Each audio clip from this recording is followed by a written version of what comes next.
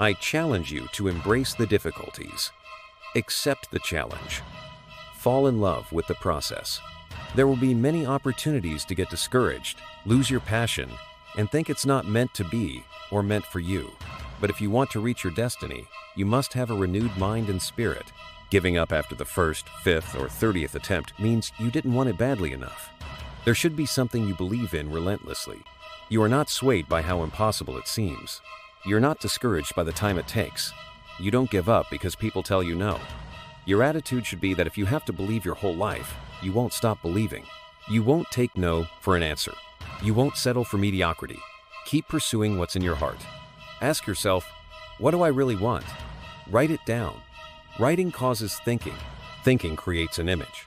Build a vision in your mind. Visionaries change the world. But what keeps that competitive edge? What keeps you on top is the ability to think and prepare mentally over and over again. The body has limitations. The mind does not. We focus so much on what goes on from the neck down that we forget it all starts from here. Everything starts from here. If you're not mentally ready, you're never really physically prepared. And that's where the preparation starts. Imagine your life in the future if you decided not to let your fears stop you. Whatever you have to do it. Because if you don't, life will whoop you until you surrender. When you're young and make mistakes, don't let them eat you up. Everyone who made it, made it. You have to fail to win. To understand how to hit the game when it's shot, you have to miss the game when it's shot. You have to be tough because the road to success is always under construction. It's never a clear path to success. Successful people have a relentless attitude. Hang in there through the bad breaks, because the bad breaks are coming. But they usually come right before the big break. You get a series of bad breaks, and it stumbles up a lot of people. My life and success are to say to anyone, you can stumble, you can fall, you can get back up again, no matter what you face, no matter how bad it is going to be. When there is a challenge, anything in life, any challenge, the only way to overcome the challenges you face is to start walking. Take that step every day. No matter what you're facing, get up and start walking. I have the ability to see the end before the beginning even begins. And what that means is I know that to get to the very end, I can see it right now. So before I went to Buds and I was losing all this weight and shit, I saw myself walking across the stage at 191 pounds. That's what I had to do to get into the door. I saw myself 6 months, a year later. Whoever's going to take me to do it. I saw myself walking across that stage, getting that certificate of graduation from Buds, and I was able to be there at 300 pounds. And that feeling that I was nowhere near that feeling. I was able to put myself there 1,000,000 times every day. And that feeling of like, my God, that is going to feel amazing. That's what made me suffer. That's what allowed the pain to be real and say, this is worth it. I want to feel for this next 18 months. It took me 18 months to finally become a Navy. To finally, just get to Buds 18 months, and 6 months took me 18. That's what woke me up every morning was, I'm going to put myself through this much pain and suffering for a few seconds. So it is a few seconds of joy. It's so worth it, man. That's what people don't get. So I'm able to put myself at the finish line. I have no finish line. But at the finish line of an event before I even start to say, how are you going to fill it into this? Visualizing this is my biggest tool of life. That's why I've been able to put myself in cold water, put myself in a 100-mile race millions of times before I've done it. And I'm able to go through the race and see, I'm going to feel at mile 50. Almost to the exact feeling. Right. So when it comes up, it's no surprise. No surprise. I've already done this 1,000,000 times. I recommended the set I've lectured now. Guess how many have actually gone and got this little book? Answer, very few. My best guess is 10%. Such an easy thing to do. This little book, number 1, is easy to find. Number 2, it's easy to buy. The most you can pay for it, $6, $7, $8. You can borrow that from your kids. But if it's easy to find and easy to buy, and if it's easy to read, why wouldn't everybody go get it? We don't know. I don't know. Nobody knows. Here's how profound it is. Some do and some don't. Now here's the numbers. About 10% do. We don't know the mystery of that. And I'm telling you, 10 years from now, those numbers will still be the same. The numbers don't change, only the faces change. I used to belong to the 90% who couldn't be bothered even if it was easy. How many people have a library card? Answer, 3%. 97% couldn't be bothered. A guy specializes in happy hour, but he doesn't have a card. And now readily and quickly blames the government and blames his company and blames the pay scale. Here's my advice to you today. Walk away from the 97%.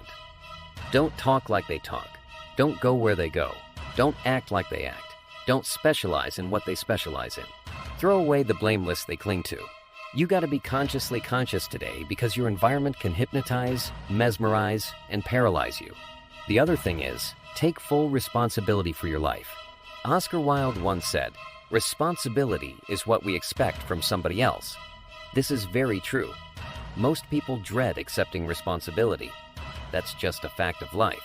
And we can see it in operation every day. We can see ourselves getting hot under the collar when the dentist keeps us waiting. And we're sitting there reading old magazines when our appointment was 30 minutes ago. And we don't stop to think that we forgot to mail in this month's mortgage payment. We can see ourselves growing angrier and angrier because a business contact is supposed to call at noon, and here it is almost 2 o'clock, and the phone still refuses to ring. But we don't stop to think about the calls we ourselves have forgotten to return while we've been so busy fuming. We can see ourselves writing an angry letter to the airline because a flight was delayed, but we don't write an angry letter to ourselves when we're late for something, even though that might not be a bad idea at all. Yes, we can see avoidance of responsibility all the time in both our personal and professional lives. And here's something else we can see just as often. We can see that most people aren't as successful as they wish they were.